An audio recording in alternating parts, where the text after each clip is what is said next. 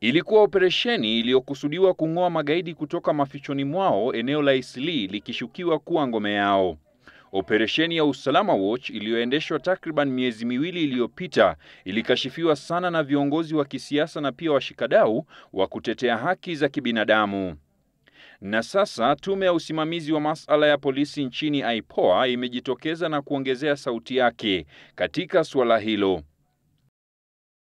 We've noted that the respective services within the National Police Service, and more specifically Kenya Police, the Administration Police and the CID, are reading from different scripts.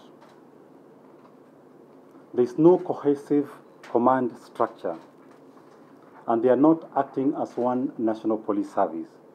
Mwenyekiti wa tume hiyo Macharia Njeru pia akilalamikia hali ya vituo ambavyo waliotiwa nguvuni wafungwa hao, kwa mfano uwanja wa Kasarani, wakidai kuwa havikuzingatia viwango vya usalama.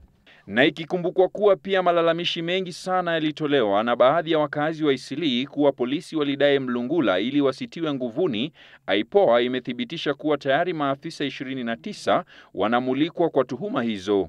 We'll also follow it up with the recommendations of not only removal, but it could also include demotion and where necessary, criminal action. Ripoti hii ya IPOA iliyotolewa leo na kuonekana kusuta muundo wa vitengo vya usalama nchini, ama kweli utaibua mjadala kuhusiana na masuala waliodokeza, ikizingatia kudorora kwa usalama nchini, hususan katika maeneo ya pwani ya Kenya. Alex Kubasu, Citizen Nipashe.